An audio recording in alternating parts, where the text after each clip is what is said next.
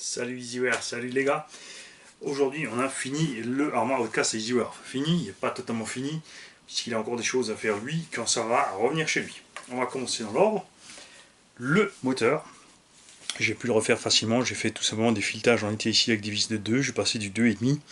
Ça tient très bien, pas de souci. J'ai mis des vis avec des têtes un peu plus grosses, ça pour pouvoir bien serrer ça. Ce moteur va aller dans son Arma Nero. Puisqu'on parle du Arma Nero, tu devras régler ton slipper. Là je l'ai juste installé à la main, hein. Je t'ai mis une cale à l'arrière pour que ta couronne, quand tout ça est monté, n'aille pas frotter le support, puisqu'il manquait la cale à l'arrière qui empêchait en fait la couronne d'aller bouffer le support, ce qui a donné donc ce fraisage ici et a certainement posé des problèmes à ta machine en utilisation au niveau température et autonomie des batteries. Le Vario a été nettoyé mais pas à l'eau. Je n'ai pas trop confiance puisqu'il y a du silicone qui est posé à certains endroits, donc j'ai préféré juste le brosser. Je vais te souder évidemment comme ça va dans le Nero 2 XT90 en série là-dessus. Et on va te faire des câbles assez longs puisque dans le Nero, pour mettre le moteur Léo avec ça, il va falloir du câble. Donc je vais te faire des câbles, ils seront un peu trop longs, mais je préfère que tu aies assez de longueur. Parce que j'avais un Nero, donc tu feras gaffe, quand tu mets ce moteur, tu ne pourras pas l'installer comme ça parce qu'il y a la suspension au-dessus. Tu seras obligé de le coucher sur le côté, de passer les câbles en dessous à plat. Donc ces câbles-là devront passer avant les amortisseurs et descendre en dessous. Et donc préférable que tu aies assez de marge pour pouvoir les fixer comme il faut. Je vais évidemment te souder les bonnes cosses de ce côté-là pour aller sur le moteur. Toi, puisqu'on est au Vario, tu devras de ton côté installer, j'ai pas mis la plaque supérieure puisque elle te gênera pour monter le Vario sur sa plaque, visser la plaque dans la machine. Tu pourras ensuite visser le petit top plate là-haut, installer ton récepteur, tout brancher. Je t'ai aussi réisolé comme il faut le câblage du cerveau. Tu feras gaffe au niveau de du cadre avant, que ça n'aille pas frotter. Il y a effectivement un truc bizarre avec ces amortisseurs avant, il me semblait méga long et a priori et fortiori on dirait que ce sont des amortisseurs arrière de Arma Kraton qui sont montés ici à l'avant. Ce sont par contre des V3 et c'est là qu'est le piège. Je vous avais dit au moment des balais qu'on avait énormément de jeux ici sur les tourelles, puisque ces amortos de V3 ont le même diamètre ici de trou de fixation que les amortos du Durango. Ici je pense que c'est soit du S-Works, soit du Durango. Si, c'est du Durango. Et on a donc ce capuchon qui se promène sur l'axe, puisque tout simplement l'axe de fixation est plus petit. On ne peut pas mettre, j'ai organisé les capuchons plastiques qui vont dedans, des petits réducteurs, mais ça ne marche pas, puisque on n'a pas du tout la même taille. Il faut donc impérativement faire gaffe, les mecs qui ont commandé des amortos de V3 pour vos V2 et V1, de prendre avec les petits cavaliers ici qui maintiennent les amortos.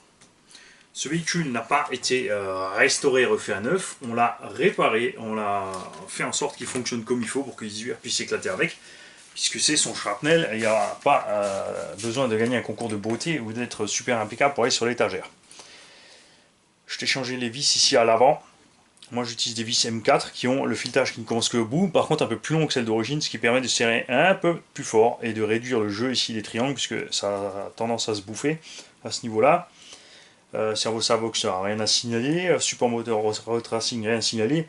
Et ce qui est assez marrant, c'est que Arma a choisi dans ce Outcast de reculer le moteur, ce qui est pour moi plutôt bizarre.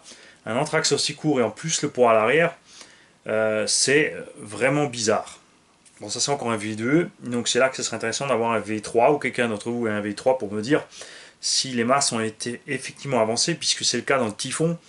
Donc a priori comme le Typhon et le machin sont les mêmes châssis, le Senton aussi d'ailleurs, tout ça devrait être avancé dans ces engins là, donc à voir.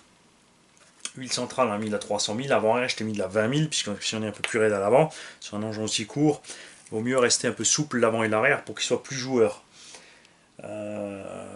J'ai pu refaire la fixation ici à l'arrière de ton aileron. Tu commanderas quand même un support d'aileron parce qu'il est quand même bien fissuré là-haut et fatigué, il tiendra encore un petit bout mais pas des lustres. J'ai pu refixer comme il faut le pare-choc, toutes les vitres arrachées, etc. Le problème de ton diff avant, mon cher EasyWear, c'est que quand tu as refait ton diff, tu n'as pas vu qu'il manquait le joint torique et la rondelle qui protège le joint torique qui est placé en fait entre le planétaire et le joint torique. tout simplement, ce qui fait que même quand tout était monté, évidemment, on avait un trop gros jeu d'entredent sur les pignons dans le diff, et c'est ce qui causait ce craquement. Donc tu as reçu 2 pignons d'attaque neufs, une couronne de diff avant neuf, une couronne de diff centrale neuve, les pignons du diff avant neuf, le kit de roulement, la visserie a récupéré ce qui était récupérable, le reste on a changé par des vis normales. Je n'ai pas enlevé la visserie qui était rouillée en remis les vis qui étaient dedans, puisque c'est un shrapnel, c'est pas la peine d'en faire trop. Le but de cet engin, c'est de rouler et de pouvoir s'éclater avec. Donc le beau, on s'en fiche. Voilà. Vous ne verrez donc pas rouler cet engin chez moi. Personnellement d'ailleurs, je n'ai pas spécialement envie de rouler. C'est comme un Creighton, juste plus court. Donc ça va partir plus vite en wheeling, ça c'est sûr. Il faut doser plus les gaz. Ça revient, comme dit, à l'ancienne génération de Savage Flux HP en 325 mm. Ça se comportera exactement pareil, c'est clair, sauf que là on a l'avantage dans la diff centrale, ce qui manquait un peu sur le HPI, parce que c'était fallait vraiment du doigté pour piloter un HP en 6S qui finissait d'ailleurs plus souvent en roulé boulé qu'autre chose. C'est pour ça qu'ils ont fini par le rallonger. C'est là, quand il a poil, qu'on voit bien qu'il est aussi large que long, et c'est assez étrange de rouler avec un carré frais roulant. Après, c'est funky, c'est sûr. L'avantage de l'Arma, c'est toujours qualité-prix. Il a profité, il y a des super soldes chez RC Team. Il est à 398 € le V2. Vous pouvez sauter dessus, puisque si vous êtes débutant, c'est une super petite machine. L'Anthrax court permet d'avoir un bon franchissement. Il a des roues assez grandes qui permettent d'avoir une grande garde au sol, donc il peut rouler sur toute surface, goudron, tout terrain, pelouse, ce que vous voulez. Il suffit de régler un peu les suspects. Vous le descendez dans la prairie, vous le remontez dans le machin, et vous restez en 4S. Si vous êtes débutant, laissez tomber le 6S. Ces engins ont des problèmes de diff en 6S, puisque les pignons se bouffent, les rondelles de calage se bouffent, les joints toriques se flinguent, etc. etc. C'est pas de la machine de super qualité, mais c'est largement suffisant par rapport au prix. Surtout là, quand c'est en promo, c'est tout à fait correct, c'est même imbattable, je dirais. C'est super fun, c'est de l'alu pas très dur, c'est mou, ça se tord, ça se plie. Ce châssis là par exemple est un exemple typique de ce qu'on peut faire à un châssis Arma. Ça n'empêche pas de fonctionner. Ça sera vite moche, mais ça s'arrête là. Il y aura de la rouille partout, parce que les cardans, la visserie rouille. Les roulements sont pas super étanches, mais ils font le travail. Ils tiennent un moment avant de lâcher, et après vous mettez un petit kit, ça a coûté quoi, je crois 25 ou 27 € le kit ici, chez Kanzen pour le petit Outcast. C'est pas la peine de partir dans des optionites pardon, gogo. Et comme dit, si vous restez en 4S en tant que débutant, vous êtes tranquille. Vous pouvez, c'est dommage d'ailleurs que la radio se bride pas, parce qu'un engin pareil, là, à 400 € RTR en ce moment, il y a le combo max qui est dedans. Je ne sais pas s'il compte les impairs, parce que 2x3S en parallèle, ça serait super là-dedans. Vous pouvez aussi pour un gamin mettre 2x2S en parallèle, il faut juste faire le câblage en conséquence. Votre vendeur vous fera ça certainement sans problème. Moi aussi, si vous avez besoin, si vous mettez 2x2S dans un engin comme ça, avec un petit pignon tel qu'il est sorti du carton, vous avez un engin qu'un gamin ne pourra pas détruire en 2S, c'est impossible.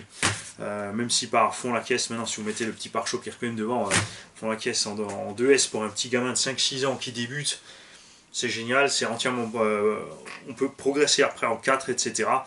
Et quand il a un certain âge, vous pouvez finir dans le Rossi en 6, jeter à la poubelle, récupérer l'électronique, etc. pour passer sur autre chose. C'est génial. Voilà, donc EasyWare, moi je te soude cette histoire de vario et ses rallonges. Je t'emballe tout ça et je te renvoie tout ça vite fait avant de partir en congé, que tu puisses en profiter. Pas de panique, pas ta pouf, on t'a pas oublié.